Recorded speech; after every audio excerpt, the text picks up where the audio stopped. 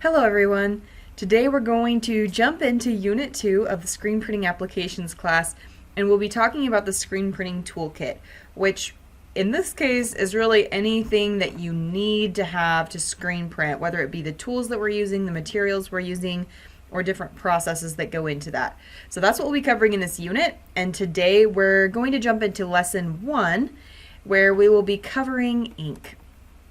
So as we get into this, essential tools and supplies is lesson 1 of the screen printing toolkit, and the three things that are really those essential key tools with screen printing is your ink, your screens, and your squeegees. If you don't have those, then you're not going to be in very good shape when it comes to completing the screen printing process. And actually, whether you're a super small mom and pop shop or a really large industrial screen printing operation, all of the above must use each of these three items. So if they are that important to the screen printing process, then we need to know a little bit about how they work and how to choose what variety of tools we need, and just understand in general how to use these tools to our best advantage. So between this week and next, we'll be covering this lesson. For this week, in the first section, we'll be covering ink. So the question that we're going to try to answer today is, which screen printing ink is the screen printing ink of choice? Is it water-based or is it plastisol ink? And through different times in history, they have each played a really important role. Just kind of a brief history of how screen printing ink came about. The first screen printing ink invented was water-based ink, and that was just a very common run-of-the-mill colorant used pretty consistently back in the mid-1900s. When screen printing was first invented, that's all that there was to print on shirts. The problem was you could really only print very well on really light colored shirts because the color wasn't vibrant enough and the ink wasn't opaque enough to print on dark colored garments. So in an effort to be able to print on more color variations, plastisol was something that was invented. And the other bonus to plastisol was that, unlike water-based ink, it would stay wet for longer, so it wouldn't cause as many problems of drying in screens and other things like that. So plastisol ink came into the picture. It was really high in opacity, really vibrant color. Everybody loved it and transitioned almost entirely to plastisol. After going full-fledged in that direction, what happened was people started to not really like the texture of plastisol ink so much. It looked like a plastic residue on top of the shirt, had a really rubbery feel to it, and would sometimes break down after being washed multiple times, as well as being really bad for the environment at that point in time. As plastisol ink began to kind of go downhill in a way in people's understanding of plastisol, water-based manufacturers began creating a new water-based ink that was much better in performance than the other original water-based inks. Today, water-based and plastisol ink both have their place, and they have their own benefits and drawbacks for different reasons. So we're going to take a look at both of them in detail and then draw a conclusion at the end to figure out which one we think works the best. Before moving on to the next slide, I just want you to take a quick look at these shirts here just to kind of see the difference between water-based and plastisol ink. This is a really good comparison. Plastisol ink on this black shirt is super vibrant and colorful, whereas the water-based tends to look a lot more faded and dull. This is the main reason why plastisol ink was invented in the first place, and yet with this look we also have a really thick texture of ink, whereas the water-based ink tends to have a more of a soft feel to it. So both of those have their benefits and their drawbacks. So to take a look at plastisol ink, what it is, it's a screen printing ink primarily composed of two ingredients, PVC resin and plasticizer.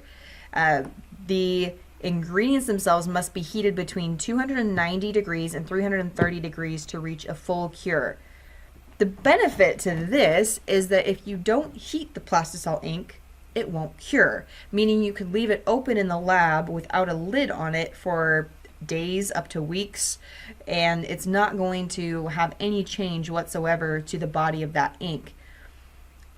What this results in is a lot more flexibility with screen printing times, being able to set up in advance. You don't have to be quite as rushed as you're going about printing, and you can take a much more relaxed position in printing those shirts because you know that your ink is not going to dry in the screen very easily.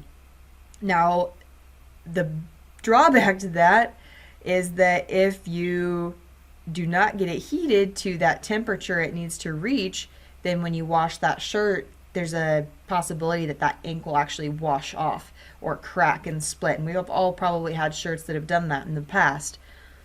That number actually now is a little bit high because the more and more technology and innovation that goes into crafting this plastisol ink, the lower those cure times are able to go. So one of the inks we have in the screen printing lab right now is an ink by Ryonet called Financially Necessary ink. And the reason it's called that is because it's designed to cure at 260 degrees, meaning that you have faster drying times and you can print a lot quicker. It's also a very opaque ink for just a few print strokes, so it saves you a lot of time with this ink, and as we know, time is money, so that makes a big difference. Water-based ink, on the other hand, has water as a solvent to carry pigment to the substrate, and it can be air dried to attain a full cure. So as you can see in this picture, it's a much more muted color, but if any of you guys are like me, when you see something like this, or when I see something like this is more my kind of shirt. And it's definitely become super popular in the more recent years, just as that soft style feel. It's got more of a natural, rustic, vintage look, which is huge right now. So even though it's not as vibrant as the plastisol, it really has made a comeback and really has a strong place in the screen printing world. Now, a big factor about this, which we'll be talking about more here in a second, is it can be air dried to reach a full cure, which can be a good thing, but also it can be a really important part of the screen printing process to keep an eye on that. It makes you have to work a lot differently than you'd have to work when you're using plastisol ink, because when you're using water-based ink, it actually it can dry in the screen. If you leave it open, it's going to dry a film on top, and you're going to have to cut that out. You might have to throw away the whole carton of ink. Usually with plastisol, you can print a whole run of shirts, and then when you're done printing, whatever ink is left, you can recycle it and use it again. With water-based ink, you can't do that because it has had so much air worked into it that it will eventually dry out, and it'll contaminate the rest of the ink in that jar if you're to reuse it. So financially speaking, you have to have a really good game plan if you're going to print with water-based ink for that reason. But a lot of times you can gauge it right to where there's very little waste. It's just a different thought process when it comes to the breakdown of how to print with water-based versus plastisol. So just on this sheet, it's just a list of requirements for the different kinds of ink. For this one, it's plastisol ink. The curing temperature, a soft cure, it says, is at 260 degrees Fahrenheit. And this is also for a specific brand of ink. These temperatures are across the board for a lot of different brands of ink. This is probably the most common type of plastisol ink you'll find, but there are brands of plastisol ink that have lower cures or higher cures. This is just kind of the ballpark to shoot for. And especially if you're printing and you don't have these specs available or the specs for that specific ink available, this would be a safe bet to go for if you're wanting to get a full cure. A soft cure, which we'll talk about in the lab, is when you gel the ink, which means you can touch it and it's not going to come up on your fingers, but if you were to wash that ink, it will wash out of the garment eventually. So the reason you want to know what that is so that if you're printing multiple colors, you can soft cure that bottom layer of ink, lay another color on top, and create a multiple colored garment. But then once you've done that, you do want to make sure that both colors together reach that 300-degree ballpark to make sure it's fully cured. Under the thickness and viscosity section, this is a really interesting section here. Ink should be modulated or stirred to reach an even consistency. This is something I didn't realize when I first went into screen printing. And what would happen is I would take my ink directly out of the bucket, put it in my screen. When I would go to print, the ink would be really thick and pasty, and I couldn't hardly get any decent print out of my shirts. So what I would do to counterbalance this is I would take reducer, mix it into that ink until it was the perfect consistency, and then go and print from there. Well, the more shirts I printed, the thinner the ink would become, to the point that it was starting to bleed out around the edges of my design. And the reason for this is that I didn't modulate it enough before putting it into the screens in the first place. When you modulate the ink, it'll actually break down those molecules of plasticizer and the resin that goes into that ink, and it'll cause it to smooth out and even out the inconsistencies of the ink, which makes a really big difference. More of a difference than I would have thought initially. So once it's broken down, then yeah, if it's still too thick, then you can go ahead and add your reducer and get it to the right consistency that you want. But in many cases, by really whipping that ink into shape as you mix it, it'll break it down to where you don't have to add nearly as much reducer. But the more you print, the more you'll break that ink down in that way. So you'll have to change your technique mid-print. Whereas if you make sure to mix it up beforehand, you can get into a nice, consistent schedule. The visual result of that would be shirts that have one consistency and texture, even color on the first half, and the second half might be darker, or they might be more uneven and patchy on the first ones and solid on the last ones. It's interesting how just the consistency of that ink can make such a big difference in your final product. So that curable reducer that's listed down there, it can be added at a 5:100 ratio up to 10:100 ratio, meaning if you do one big scoop of plastisol ink, in essence, you're not going to need a whole lot of reducer to make a big difference. So my translation for that is just use a really light hand on the reducer. If you're doing a really big job and are going to use that ink for multiple shirts, you will want to weigh it out and make sure you're getting a measurement of that reducer that can be duplicated on your next round. For the storage and lifespan, the ink should be stored between 60 and 90 degrees. And should be used within 1 year of purchase date. And that 1 year of purchase date thing, definitely with our school, does not really come into effect. We don't go through nearly enough ink to be able to replace it that often, except for probably black and white. So I can say that I've used ink that's up to probably 5 or more years old, and it still worked really well. But anytime you open a plastisol ink jug and it smells like bad oil or rancid oil, yeah, that's time to go. It needs to go in the trash. And it is hard to see that waste, but it'll start to separate your ink ingredients, and then it doesn't work nearly as well. All right, so that's our plastisol ink. Now we have our water-based ink requirements. For water-based, this is going to look a whole lot different than the plastisol. For a faster cure, we can cure it for 90 seconds at 360 degrees. So this is already a big difference from our plastisol ink, because if we were to reach 360 throughout all the ink on our plastisol printed shirt, the second it reaches that temperature, it's good to go. It's cured, it's solid.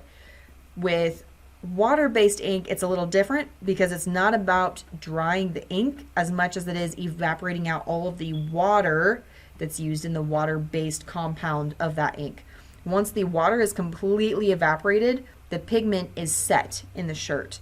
Until that water is completely dried out of the shirt, though, you run the risk of washing the color out of the shirt as well.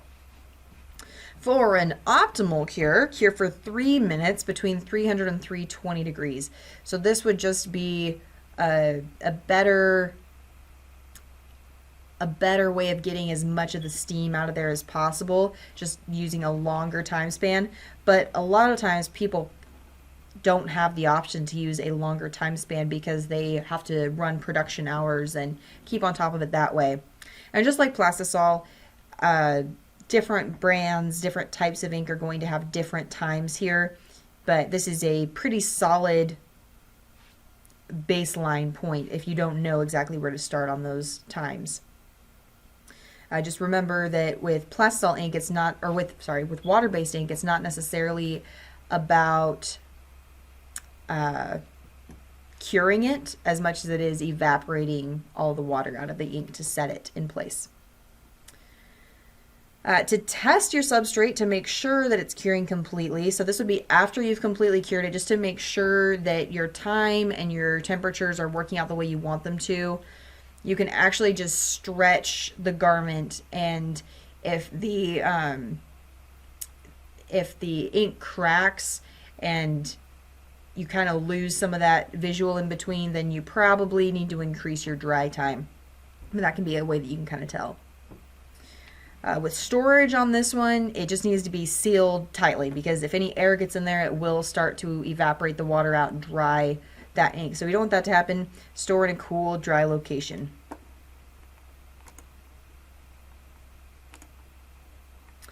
So just kind of after looking at the basic differences between the two of them, what are some of your negative and positive elements to both of them? And if you guys have your notes out right now, you should be at that section where you have a list for Plastisol ink of its negatives and positives, and then for water-based and its negatives and positives.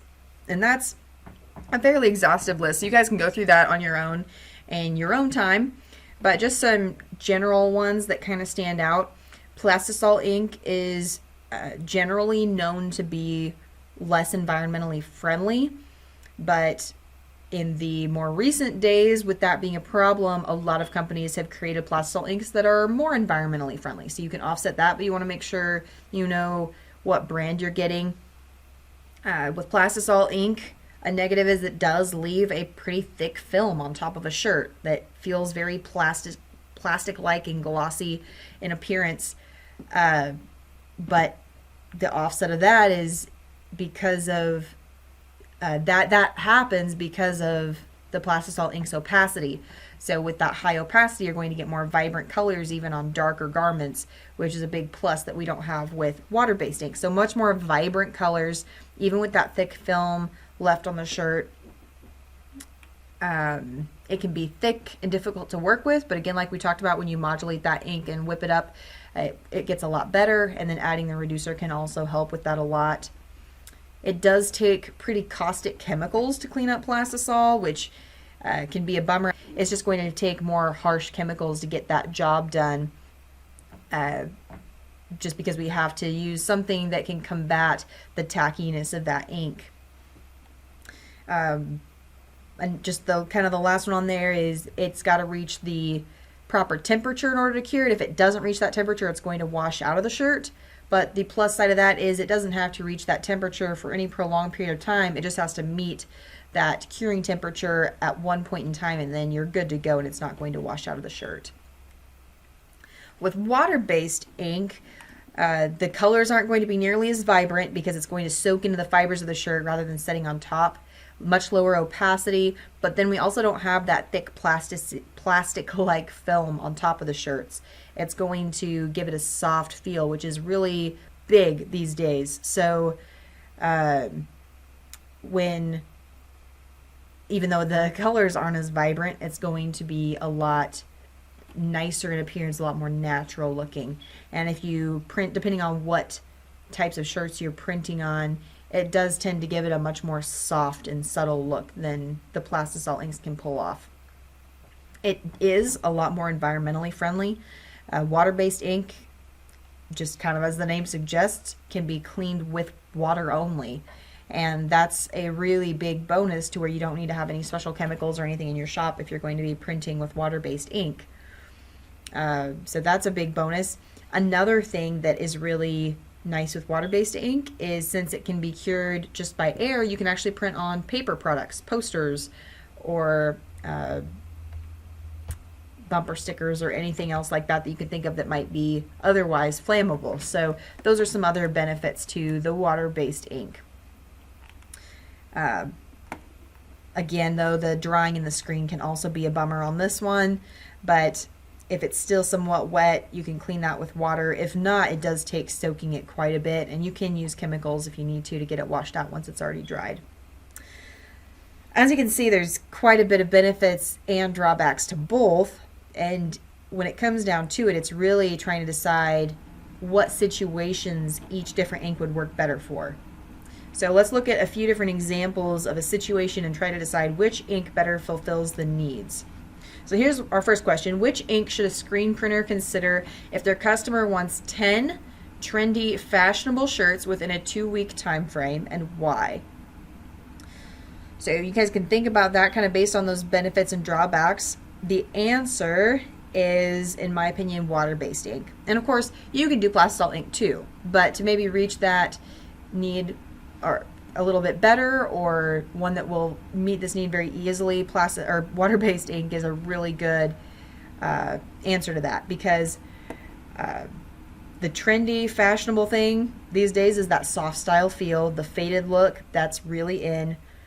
Where they only want 10 shirts, that gives you the time to be able to fully cure these and make sure that the water is completely evaporated out of them, which is going to take a lot more time per shirt than plastisol would.